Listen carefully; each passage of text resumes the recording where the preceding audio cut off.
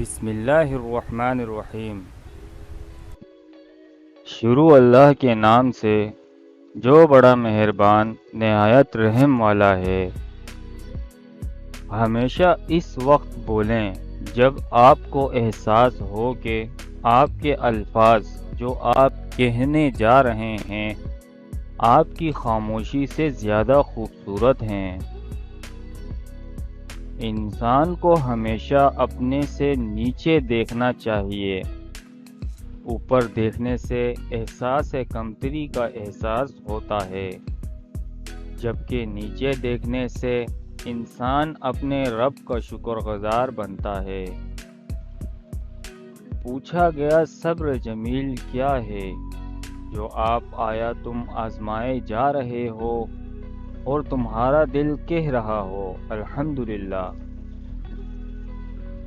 جب ایک عورت بے پردہ ہو کر نکلتی ہے تو عزت کی نگاہ سے اسے کون دیکھتا ہے؟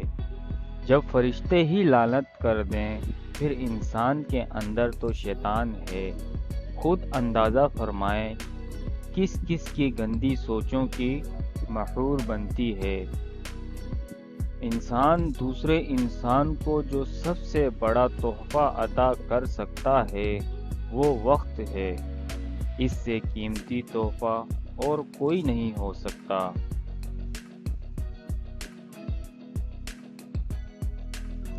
جب ہم کسی رشتے سے تھکنے لگ جاتے ہیں تب ہمیں اس میں صرف خامیاں ہی نظر آنے لگتی ہیں۔ اچھی سوچ سے شروع ہوتا ہے بہترین زندگی کا سفر۔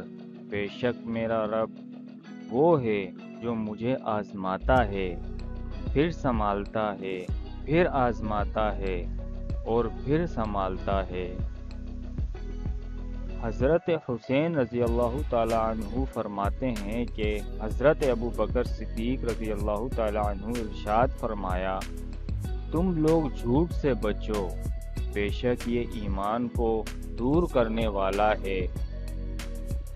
جو اللہ والے ہوتے ہیں وہ کسی کا دل نہیں دکھایا کرتے، بس تم اس رب کو راضی کر لو، پھر دیکھنا تمہارے خلاف لوگوں کی سازش ناکام ہوتی ہیں۔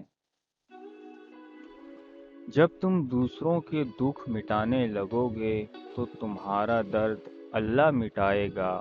وہ وقت جب اللہ کے مہربان ہونے پر یقین کرنا بہت مشکل ہوتا ہے، انہی لمحوں میں اس کی ذات پر کیا گیا یقین معجزوں کا باعث بنتا ہے۔ وہ رب آہٹیں بھی سنتا ہے اور پکار بھی، بس وہ ہمارا صبر آزماتا ہے۔ انسان جب اچھا سوچتا ہے تو اللہ خود ہی راستے بنا دیتا ہے اور مشکلیں آسان کر دیتا ہے۔ زندگی کی ہر ایک ٹھوکر یہی احساس دلاتی ہے کہ اے اللہ میرا تیرے سوا کوئی نہیں۔ نکاح وہ لمحہ ہے جس میں مانگی ہوئی ہر دعا قبول ہوتی ہے۔ اس کائنات میں صرف اللہ کی رحمت کی دکان ایسی ہے جہاں خریداری کے لیے اگر جیب میں کوئی نیکی نہ ہو تو آپ ہاتھوں پر کچھ آنسو رکھ کر جو چاہیں لے سکتے ہیں۔ صرف جانے نماز وہ جگہ ہے جہاں رو لو تو سامنے والا تماشا نہیں بناتا، اور میرے اللہ نے میرا اس وقت ساتھ دیا جب چاروں طرف مجھے اپنی ہار نظر آ رہی تھی۔ حضرت محمد صلی اللہ علیہ وسلم سے پوچھا گیا کہ اللہ کے رسول صلی اللہ علیہ وسلم کون سی دعا زیادہ سنی جاتی ہے؟ تو حضرت محمد صلی اللہ علیہ وسلم نے ارشاد فرمایا، رات کے آخر کے درمیان اور فرض نماز کے بعد کی دعا۔